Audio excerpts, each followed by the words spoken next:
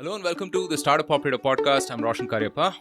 We have a brand new episode of the Startup Operator today, and I have with me Pravin, who's the founder of Betterplace. Hey Pravin, welcome to the podcast. Thank you so much for making the time. Thanks, Roshan. Lovely to be here. Awesome.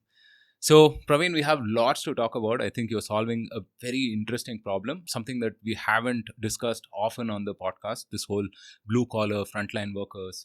And so on, and some people who we interact with almost on a daily basis, right? I mean, the delivery folks or other folks, right? I mean, that we meet as such. We'd love to know how you're solving for these folks. So this problem that you set out to solve, right? I mean, frontline workers, blue collar workers as such, right? I mean, initially I think you wanted to solve the data problem, which is verification and so on. But today, if I think about it, when I look at your platform, it's an everything platform, right? I mean, you're doing everything from background verification to benefits to whatever else. I mean, maybe 6 other services that I'm missing, right?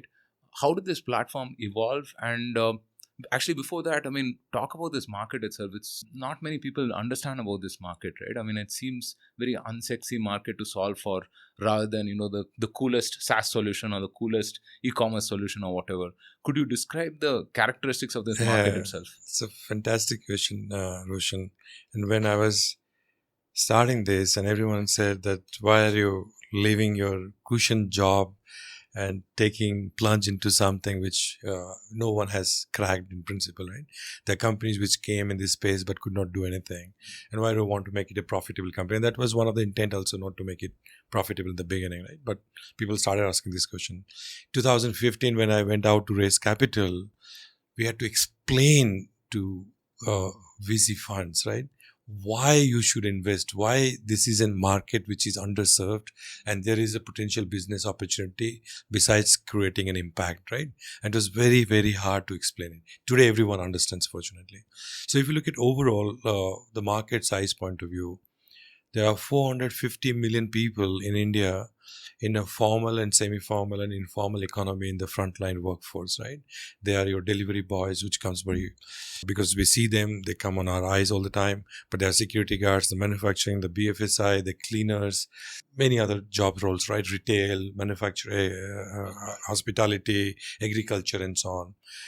Out of the 450 million people, if you look at the entire data, not even 1% has access to credit.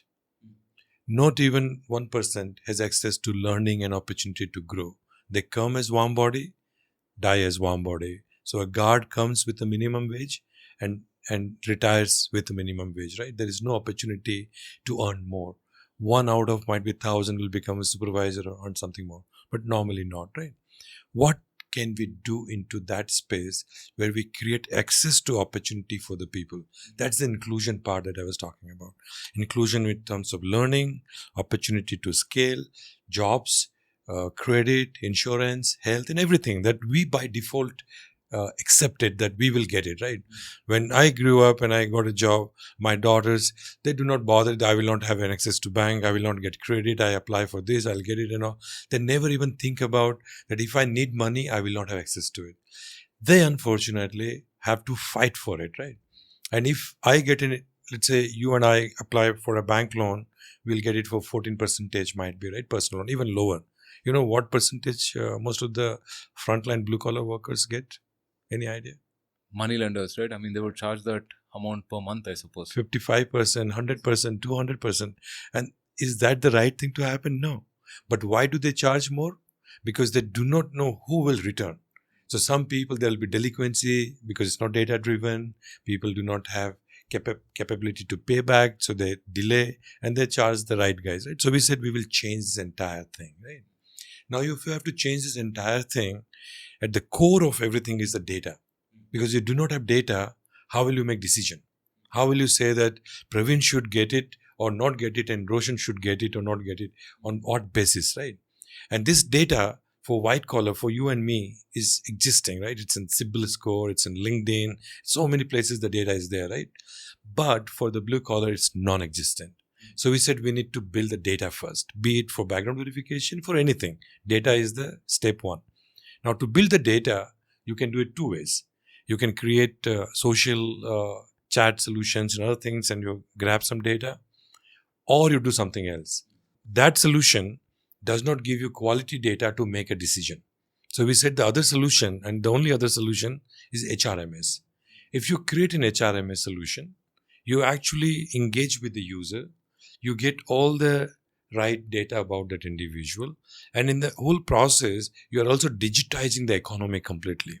If you look at most of the organizations, their first challenge is how do I digitize? The second problem is that if I have to pay someone, how can I pay someone for the right skill, right time, overtime, and other things? So organizations have their own share of challenge. So we said we will bring these two things together.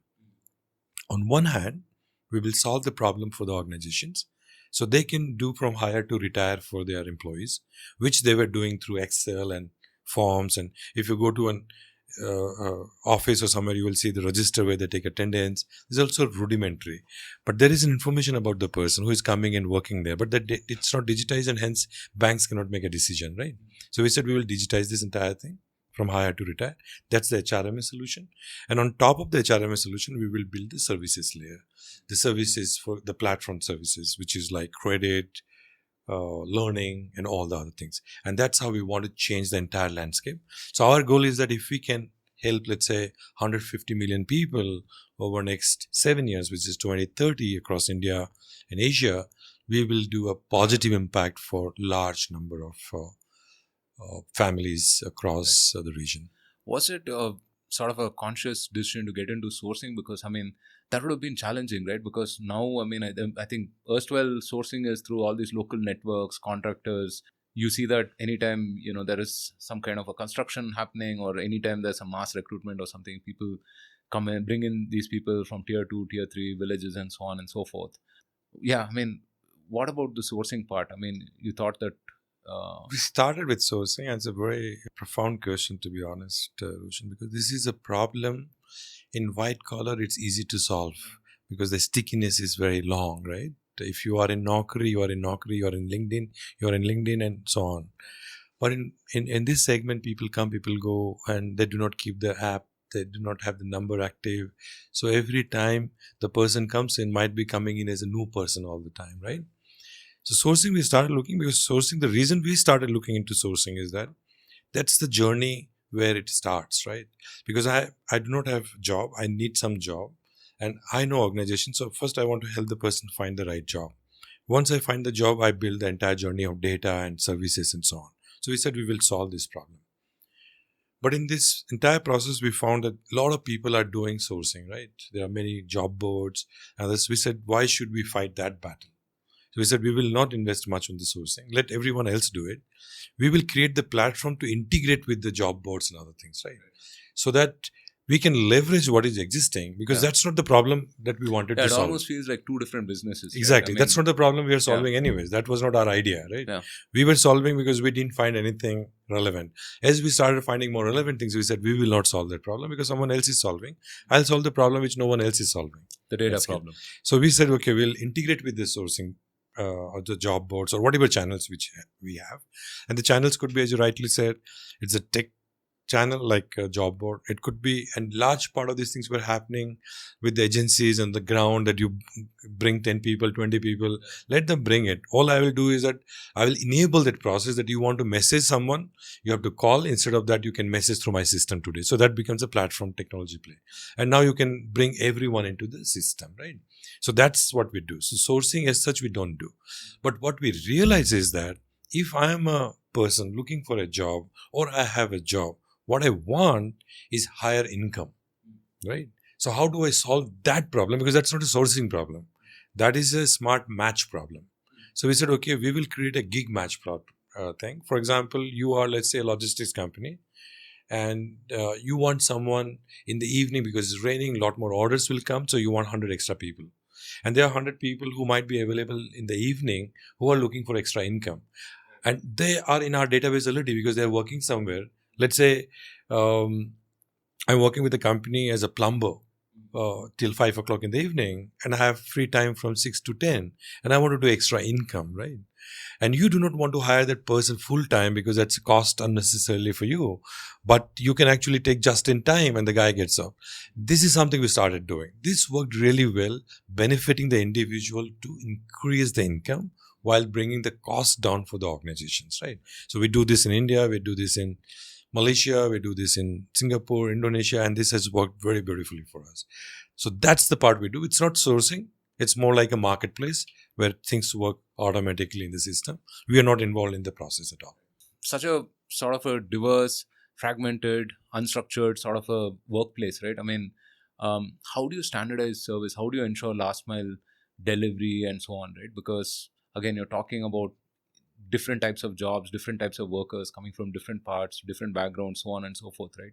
How do you build that trust with organizations that, if I were to hire someone from the Better Place platform, right? I mean, I can experience the same level of quality and it is predictable throughout my, life cycle. So hiring is only one part. So it starts with hire ATS, hiring, onboarding, KYC, training, attendance, payroll, compliance, and everything. So it's an entire thing, right? 90% is common across the segment. You go from logistics to manufacturing to other things. The basic requirements of managing people is 90% same.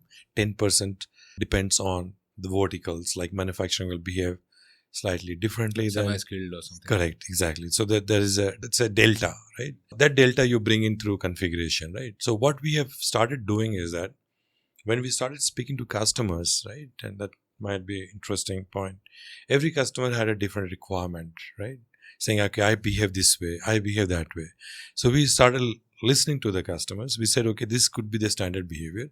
Next time we went to the customer and say, you should do this way because this brings you 10%, 20% more efficiency. Why are you doing this? So rather than saying that, okay, we will do as you are saying, we started saying, this is what the industry does as a standard practice, and you are actually not applying the best practices, and why don't you do that? That also worked very well because they didn't know how to make it most efficient. Everyone was interested in saving cost at the end of the day, right? So we showed the path to cost saving, and that worked as well, right? So that's the one way of bringing standard solutions. The second thing is that most of the organizations here, if you look at, have not used digital technology in past, right? So this was the first shift towards digital technology. So when you are bringing standard, you have to simplify the usage. So you cannot make it complicated at the end, right? So if you make it too complicated, however standard it is, I'm only bothered about that one function at a time, right? If I'm a supervisor managing my guards, I only want to see who has come, attendance, and that's it. But you give entire enchilada of solutions, then I'll be confused and I will not be able to understand. So how do you create the persona and utilize that persona to create the right flows, right? That becomes very, very crucial in this entire process. So these are the two things that we focused on: simplification, persona, workflow, and other things. And second is creating best practices that we tell the customers to use it. If you want to deviate, you can deviate. It's your choice through configuration. But here is what I suggest you. Right. I'm still, grappling with the number of services that you do, right, for these people, from onboarding, training to taking care of their benefits, credit you mentioned, and so on and so forth. How do you bring everything together? I mean, it sometimes feels like training could be a very different business as such. Benefits and credit could be a very different business as such, and so on. So how are the teams structured? How do you figure what is relevant, what time? How do you bring it all together? This is a question that a lot of investors also ask me, Roshan. And I always say that we Indians believe in banyan tree versus the sequoia tree, which goes straight, right? But that's not the reality here. There are two reasons why we did this way, right? Number one is the value proposition that we bring is actually one integrated comprehensive solution. When you're going into a digital transformation, right? You are, let's say, a company. You have 10,000 people. You are using a solution from company A for skilling, company B for payroll, company C for hiring, onboarding, company D for something else. Your biggest pain point would be to integrate everything and get one single view all the time, right? You do not want that as an organization. What you want is one integrated system that talks to each other seamlessly, right? So that is the first need when digital transformation happens. So every customer we were talking to, we say, okay, we do this. Then they'll say, oh, that also does this. You do this. Can you do this together? And we learn it really fast. And I come from SAP. SAP is all about end-to-end solution every time, right? So we believe very strongly that this is very, very important. Second is that if you are building a meaningful data and you do only one part, you will not have a meaningful data. If I am looking at giving a credit to someone, I have to have entire data of personal information, financial information, professional information, social information, and so on. If you do only learning, might be you get some part of information, but you will not get the other. So you have to bring this together, right? And you talk to any customer, they want this, and any partner, they want the entire data to make a decision, right? So that's the reason we decided that way. How we organize, that was the other part that you were asking, Roshan. We organize in a way, there is a tech team. For us, this is one single solution. We do not see internally different solutions. It's just one single solution. The other part is another solution where we have categories, and any category can be plugged in, right? So if you look at an e-commerce portal, you can buy a shirt, you can buy a t-shirt, you can buy shoes, you can buy XYZ, and you can say they have 100,000 different products, but it's actually one single platform. For them, it's just a platform and multiple categories. For us, this is a one single platform. Credit is a category there, insurance is a category, and everything is a category. We don't see it other way, right? So for us, it's a very simplified approach internally.